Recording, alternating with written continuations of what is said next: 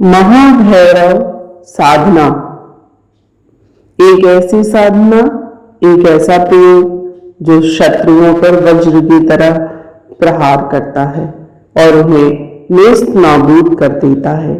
एक अत्यधिक तीव्र, तेजस्वी एवं प्रत्येक साधक के लिए उपयोगी, आवश्यक, अनिवार्य महाभैरव साधना।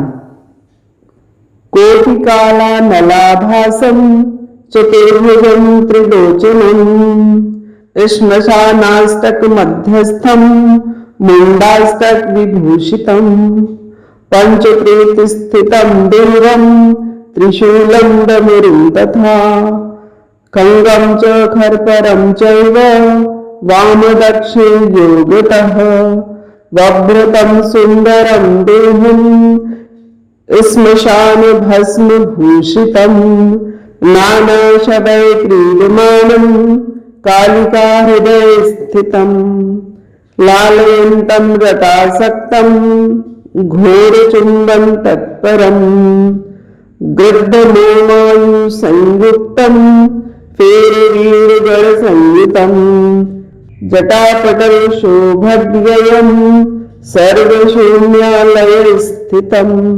सर्वशून्यं मुंडभूषं प्रसन्नवदनं शिवम्। मानव अपने जीवन में विभिन्न प्रकार की समस्याओं, बाधाओं, परेशानियों, दुखों से प्रतिपल संघर्षरत रहता ही है। व्यक्ति का पूरा जीवन इनको समाप्त करने, इन पर विजय प्राप्त करने में ही बीत जाता है।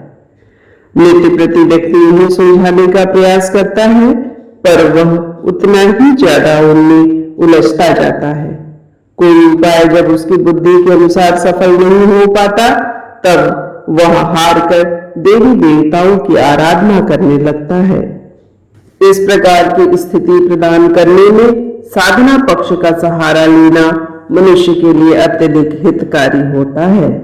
अब यहाँ प्रश्न यह उठता है कि हमारे सामने तो सैकड़ों प्रकार की साधनाएं हैं और प्रत्येक ही अपने आप में महत्वपूर्ण और तेजस शक्तियों से युक्त है। ऐसी स्थिति में हम अपने जीवन में सफलता प्राप्ति के लिए, वह भी विशेषकर शत्रुओं पर पूर्ण विजय प्राप्त करने के लिए, अपने जीवन की समस्त विपत्तियों का नाश करने के लिए, साथ ही अपने बालकों की सुरक्षा करने के लिए जो साधना अत्यधिक उपयुक्त हो, उसका चयन कैसे करें। ऐसी स्थिति में व्यक्ति सर्वप्रथम महाभैरव साधना की ओर ही आकृष्ट होता है। देखा जाए, एक भी ऐसा गांव नहीं है जहां भैरव मंदिर न हो। जन जन के देवता के रूप में भैरव के प्रति लोगों की आस्था जुड़ी हुई है। विभिन्न तांत्रिक ग्रंथों में, चाहे वह तंत्र चूड़ामणि हो अथवा किसी भी ऋषि मुनि के द्वारा रचित साधना विधान हो, प्रत्येक देवी देवता के पूजन के पूर्व गुरु, गणपति एवं भैरव पूजन अनिवार्य होता ही है, क्योंकि भैरव समस्त प्रकार के शत्रुओं का नाश करने में पूर्ण सक्षम होते हैं।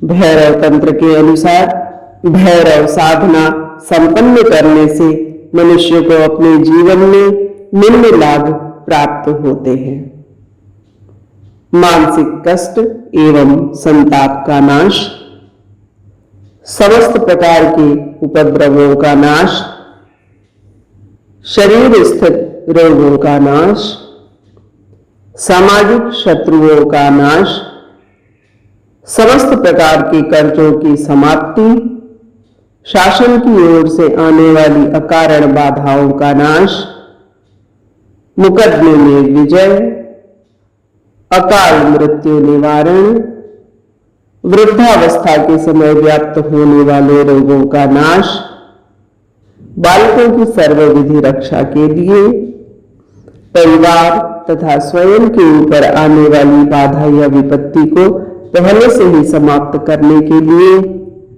किसी भी प्रकार का कोई एक्सीडेंट न हो। यदि एक्सीडेंट की स्थिति आ ही जाए तो उस स्थिति से भी बिना हानि के बच सके। ऐसे अनेक लाभ महाभैरव साधना से साधक को प्राप्त होते ही हैं।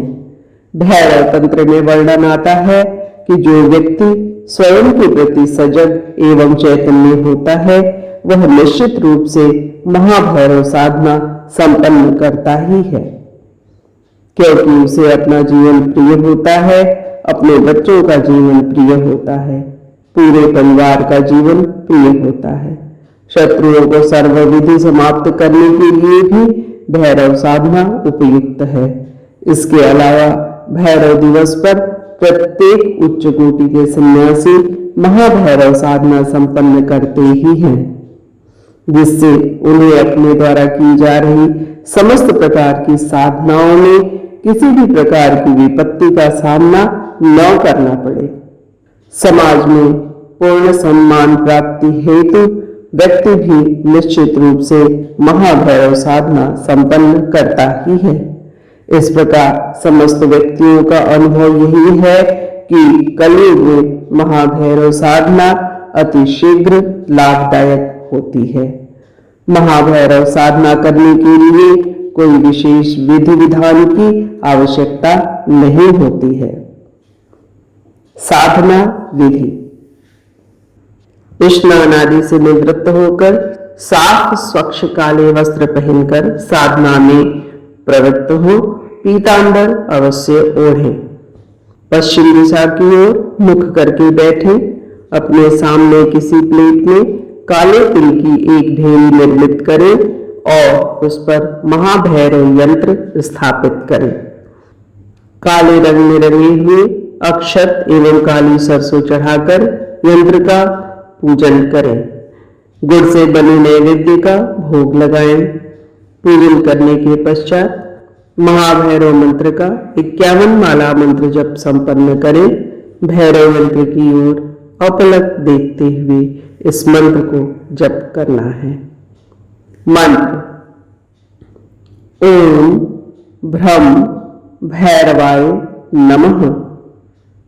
मंत्र जप समाप्ति के पश्चात महाभैरव से अपनी जिस इच्छा को, जिस कामना को लेकर आपने साधना संपन्न की है उसे पूर्ण करने के लिए पुनः प्रार्थना करें।